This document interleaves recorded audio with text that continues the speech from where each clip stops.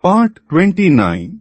Hanuman's search in Lanka and finding Sita in Ashoka Vatika. The mighty Hanuman, having crossed the vast ocean, now stood upon the golden shores of Lanka, the city of demons, glittering with towers and palaces, rich beyond dreams, yet shadowed by evil. With his heart steady and his mind sharp, Hanuman shrank his mighty form to that of a tiny monkey and crept into the city under the cover of night.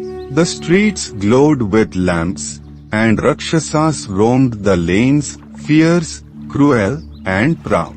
Hanuman moved unseen, leaping from roof to roof, peering into grand halls and guarded chambers. He searched every corner, every palace, his heart whispering only one name, Sita. At last, his eyes fell upon the grand palace of Ravana, vast as the sky, adorned with gold and precious gems. Hanuman entered, his breath held tight, searching every chamber. But nowhere did he find the face he longed to see, the gentle, sorrowful face of Sita. In one chamber, he beheld Ravana himself, resting upon a golden throne, surrounded by riches and beauty, yet Hanuman cared not for such sights.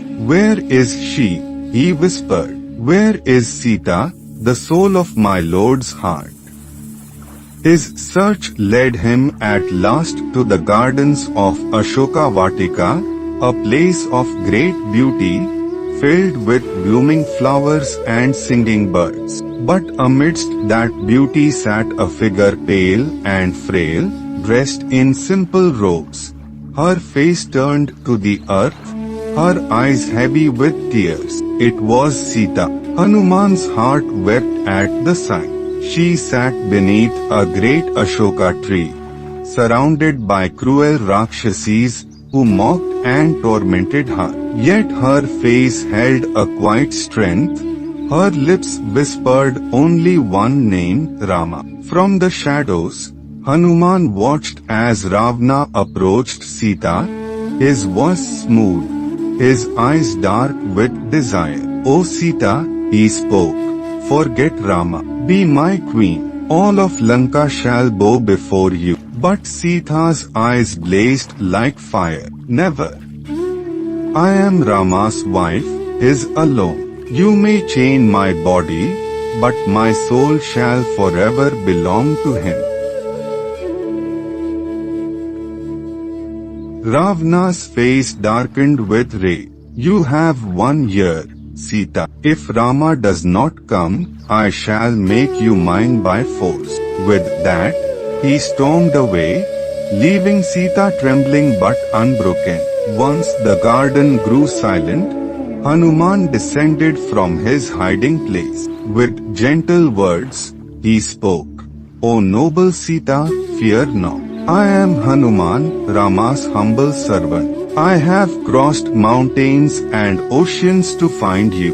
Sita, startled, looked up, her eyes wide with wonder and hope. "Are you truly sent by my Rama?"